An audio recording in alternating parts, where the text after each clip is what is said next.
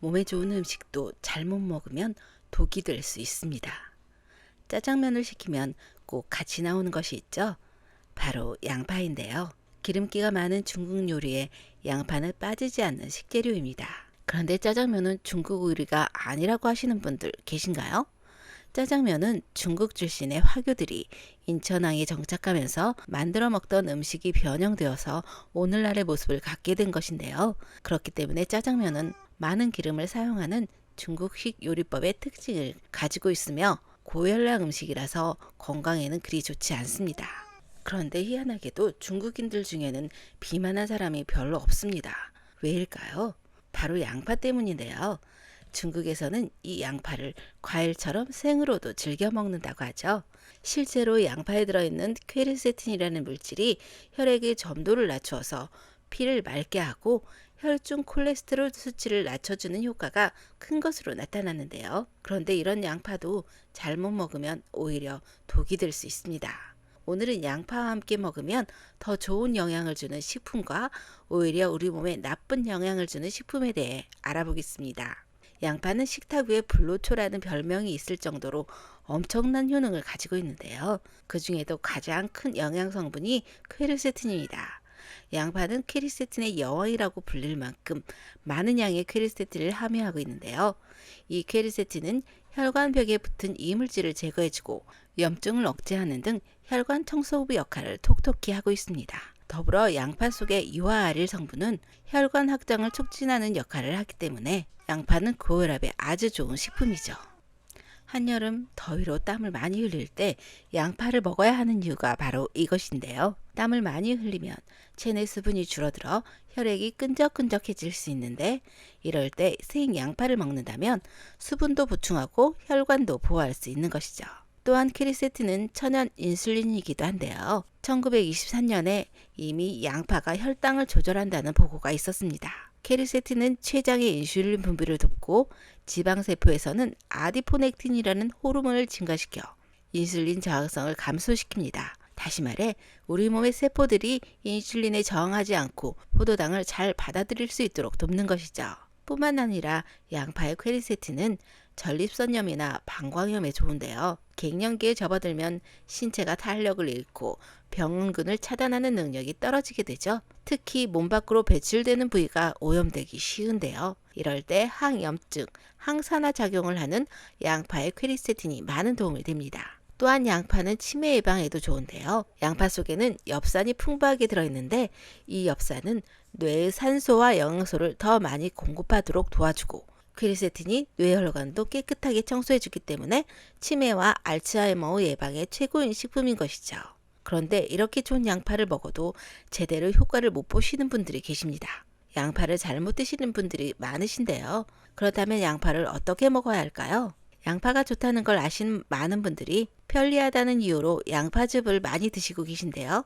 양파즙은 고농축으로 만든 식품이기 때문에 단맛이 매우 강하여 당뇨가 있는 분들에게는 결코 좋지 않습니다. 칼륨의 농도 또한 진해서 간과 신장에 무리를 줄 수 있는데요. 제대로 배출되지 못하고 몸에 쌓인 칼륨은 근육을 마비시키고 저혈압이나 부정맥을 일으키며 심할 경우 심정지가 올 수도 있습니다. 그러므로 양파즙보다는 양파가루를 이용해서 드시는 걸 추천드리는데요. 양파가루는 양파에서 수분만 제거한 것이기 때문에 양파의 질 좋은 섬유질까지 그대로 복용할 수 있고 양파가루의 건강한 단맛이 요리의 풍미를 올려줘서 음식을 요리할 때 조미료 대신 이용할 수 있으며 양파의 매운맛 때문에 생 양파를 못 드시는 분들도 양파를 쉽게 섭취할 수 있는 장점들이 있습니다.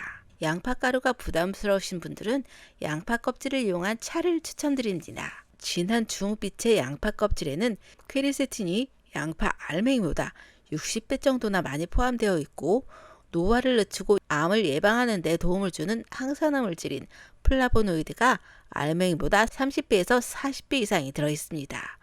이런 보물을 그냥 버리기는 너무 아깝죠? 양파를 요리하고 남은 껍질들은 버리지 마시고 모아서 차로 이용해 보세요. 먼저 10에서 20g 정도의 양파 껍질을 깨끗이 씻어줍니다.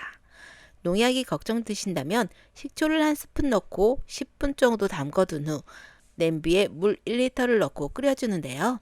물의 양이 절반 정도 줄어들면 껍질을 걸러서 냉장고에 넣어둔 후 여름철 얼음과 함께 시원하게 마시면 갈증 해소에 아주 좋은 양파 껍질차 꼭 이용해 보세요. 만약 모아둔 양파 껍질이 없다면 양파를 갈아서 양파 주스를 만들어 보세요. 만드는 방법은 중간 크기의 양파 1개를 적당히 썰어서 냄비에 담고 물 500ml를 추가해 20여 분 끓여낸 후 식힙니다. 믹서에 사과나 블루베리 등을 같이 넣고 갈아주면 맛있는 과일 양파 주스가 완성되는데요. 익힌 양파이기 때문에 아린 맛도 없고 속이 편안해지죠.